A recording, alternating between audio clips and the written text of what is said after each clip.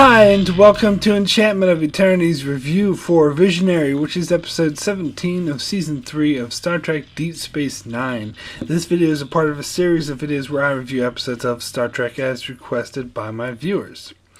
So Visionary was the episode where O'Brien gets a dose of radiation, and because of a nearby singularity, he starts traveling 5 hours into the future, and he averts his death twice. However, this happens while the Romulans are visiting the station, interviewing the crew about the Dominion, and one of O'Brien's time jumps reveals the station will be destroyed by the Romulans in order to collapse the wormhole. So O'Brien returns to the past to tell Sisko, who prevents this from happening.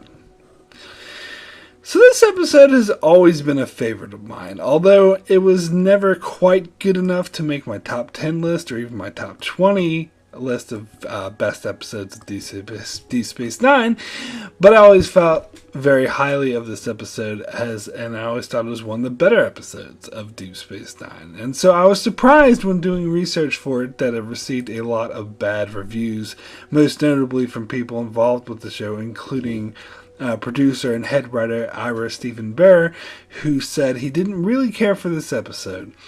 And all these negative reviews shared the same complaint that Ira and Stephen Bear said, that they felt like this was a Next Generation episode wearing Deep Space Nine clothes. But my response to that would be, well, what the hell is wrong with that? General audiences seem to like this episode okay, but think of it more as an averagely good episode of Deep Space Nine, not anything that really stands out, as it has a 7.8 average user rating or on IMDb, where the highest rated episode has a 9.3 and the lowest rated episode a 5.4, so pretty much right in the middle. And in the ranking of highest to lowest rated episodes on the site, it rates somewhere pretty much in the middle. And again, this really surprised me, because not only have I always felt very highly of this episode, I mostly only heard good things about it. Watching this episode now, out of context, I'm mainly struck by how great the quality in writing in Season 3 was, and why Season 3 is one of my favorite seasons of Deep Space Nine. Now, historically, I said that Season 6 was the best season of Deep Space Nine. That's mainly because it has an abundance of really high-quality, standout episodes.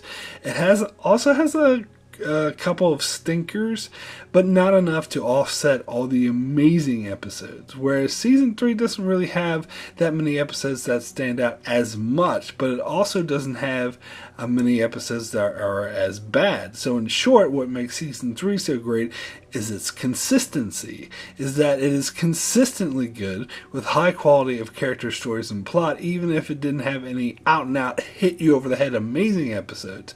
But it's episodes like this and a whole bunch of other episodes with high quality of engagement, intriguing science fiction premise mixed with strong characters and well-constructed plot that provides quality television again and again. Now, as for this episode in particular being too much like a Next Generation episode, I'll say again, there's absolutely nothing wrong with that. As long as Deep Space Nine doesn't do it all the time, which it didn't, so nothing wrong. And plus, this episode wasn't that much like a Next Generation episode. It still had a lot of classic touches of Deep Space Nine that were uniquely Deep Space Nine. In fact, in some ways, this episode is more Deep Space Nine than most. And what I mean by that is that I noticed this was one of the strongest ensemble pieces of the show. As much as I love Deep Space Nine, the thing that was always off-putting about the show is that it rarely brings all of the characters together in one story. They're usually paired off and separated into pairings. The pairings are usually the same, like Bashir and O'Brien, or Worf and Dax, and Kira and Odo, and Quark and Rom, and Sisko and the Guest of the Week.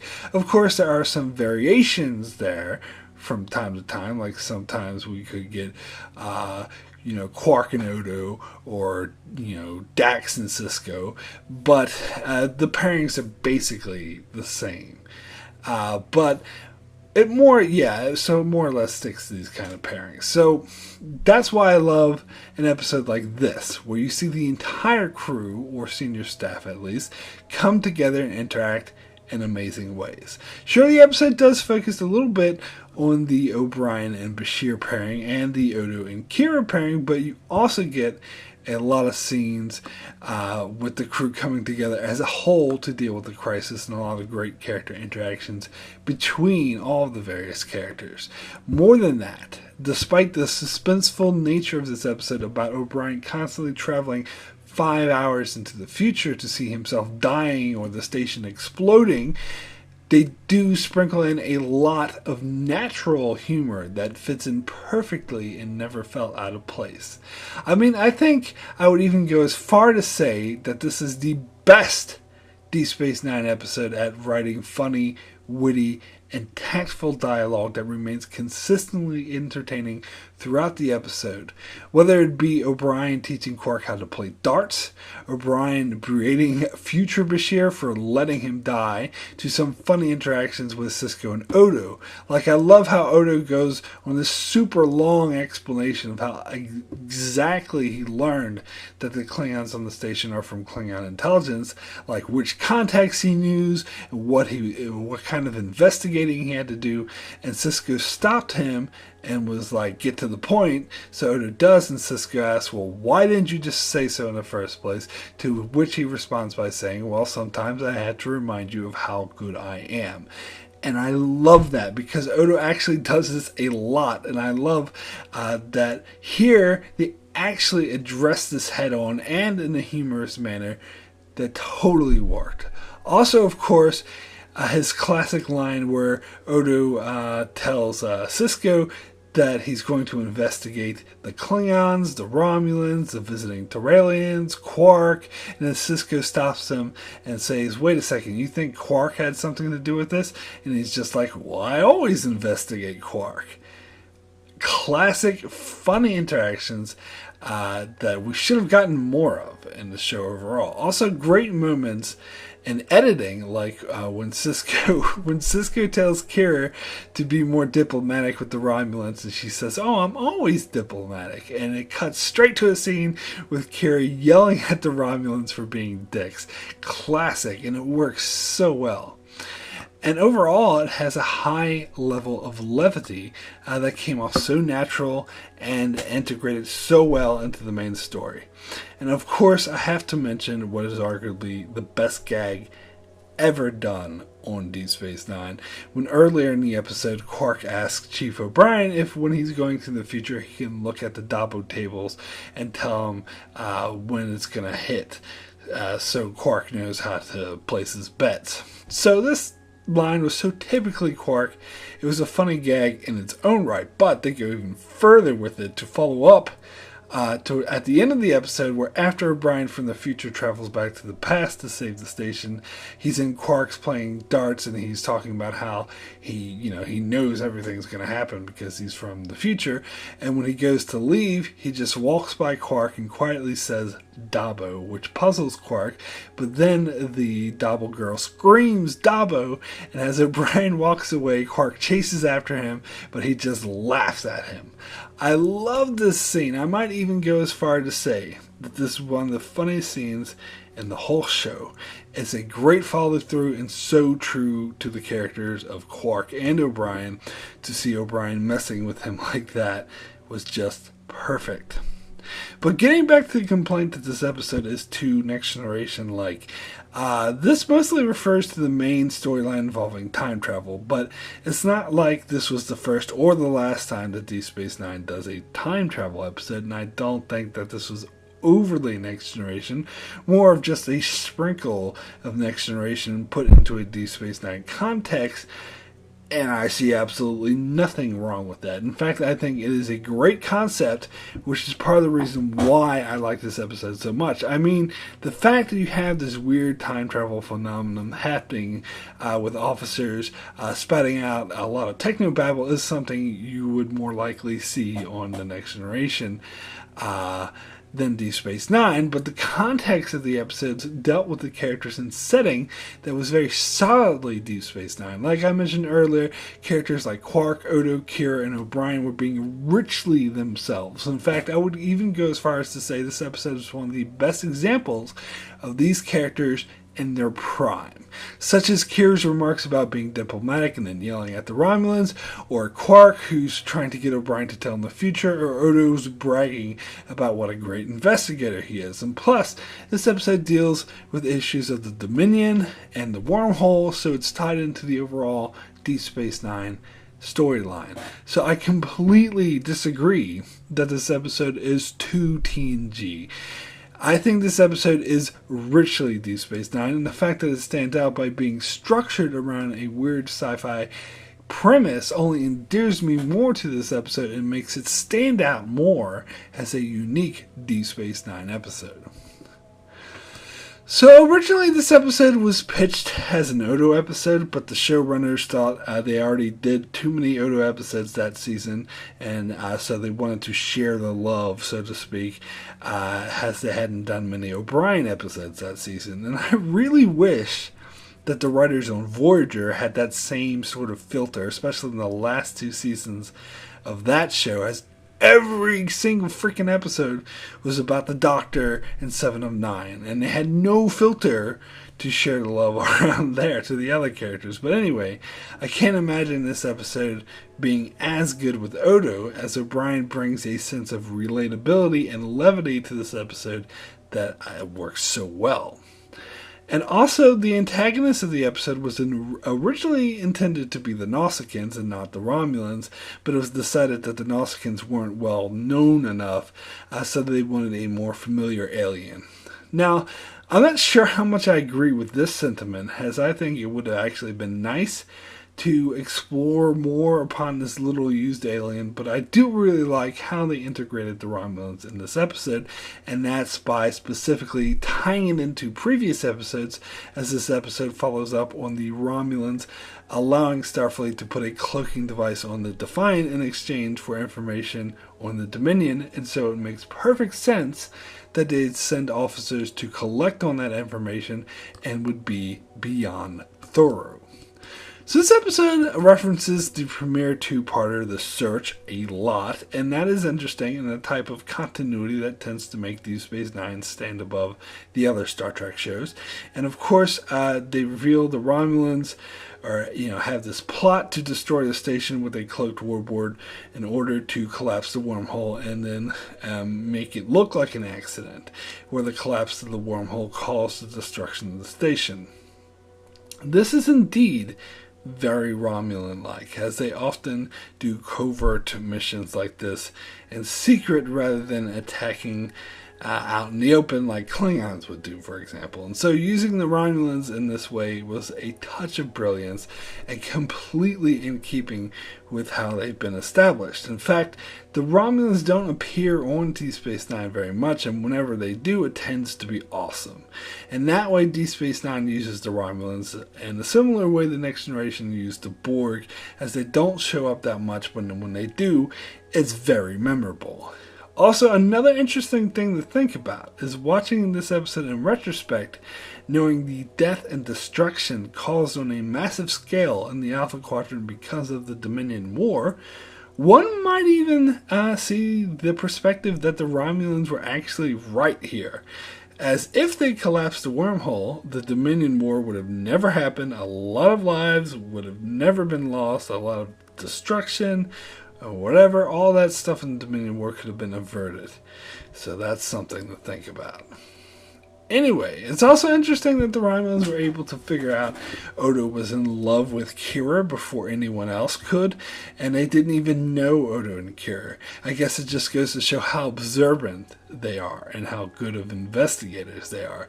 It's funny, as when they confront Kira with this, she's outraged and goes to Odo asking if he ever heard anything so ridiculous, and you have to imagine what Odo was thinking was probably something more along the lines of, how the hell did they know?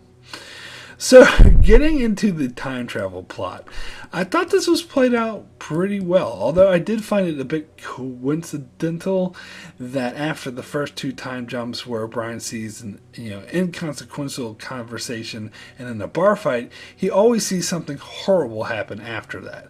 He sees himself die twice, and then the station explodes. So it's a bit, I don't know, it's a bit of a coincidence to me that he's always dying, but only in a time where he is just so happens to be time traveling so he can stop it and prevent himself from dying. In fact, this is a missed opportunity to do a Final Destination or Charlie from season 3 of Lost type story where O'Brien was meant to die, so time will find a way to kill him. It did kind of seem like they were going in that direction for a little bit, but they never actually followed through with it. However, I do think it was a unique use of time travel to limit it to 5 hours in the future. They were able to do a lot with that. Granted, the reason they give for all of this happening is a lot of typical pseudoscience technobabble gobbledygook, but this is Star Trek. No one should watch it for scientific realism or be surprised when it does stuff like this. And the time travel logic used in the final scene with the two O'Briens interacting with each other was a little bit suspect, but I love how the episode itself acknowledges this by having one of the O'Briens point out a flaw, and they just have them both say at the same time, "I hate temporal mechanics." It was a great lighthearted way to say, "Oh, just shut up, nerds, and just go with it," because this is actually a really entertaining episode. But this episode does something that is apparently controversial, but I never really thought that much of it, and that's when it has O'Brien travel a couple of hours to the future, but doing so gives him so much radiation that he cannot survive, so he gives his time travel armband to the future O'Brien, who travels back to the past in his stead. So in effect, the O'Brien from our timeline dies and was replaced by an O'Brien from a couple hours in the future that never happened. Apparently a lot of people were unhappy with this, saying that this time going forward in the show, this isn't really O'Brien, or it's a different person. But I disagree. I think that it's not something that needed to be followed up on in the future. This apparently was Ronald D. Moore's idea, who had the idea to do this in the Next Generation episode Second Chances, where they meet a duplicate Riker, and his idea was to kill off the main Riker and replace him with this other Riker. In that case, it would be a huge difference, as there was an 8-year gap between them, so they had grown into entirely different people. So in that case, it would most certainly be killing off one character and replacing him with another version of the same character. But in this case, it's only a 3-hour or 2-hour difference, so it doesn't really make much of a difference at all. So I see why he was allowed to do it this time. In fact, this type of thing would be done again in the following year on Voyager, in the episode Deadlock, where Harry Kim was killed, but then it was discovered there was a duplicate Voyager where every single person was duplicated, and that Voyager ended up sacrificing itself, but before doing so, the Harry Kim who was on that Voyager came on the other Voyager to replace the Harry Kim that died. And frankly, I think that is a bit of a bigger deal than what they did here with O'Brien, as that Harry had many different experiences from a whole different crew of Voyager who all died, and he went and joined this other crew of Voyager. And that crew of Voyager actually saw Harry die and then come back to life. But in both cases, the difference was short term, so soon after it becomes irrelevant, and so I get why it's never mentioned again. So in both cases, I actually don't think it's that big of a deal. So my rating for Visionary out of 10 is a 9. Excellent. This episode didn't quite blow me away enough to get a 10, but still I think it is an excellent example of what Deep Space Nine can do when it's at its best. The character interactions and camaraderie was through the roof in this episode, and it featured the Romulans and the story that tied it into the ongoing plot of Season 3, which centered around a fascinating time travel story that hasn't been done quite like this in Star Trek before or after this episode.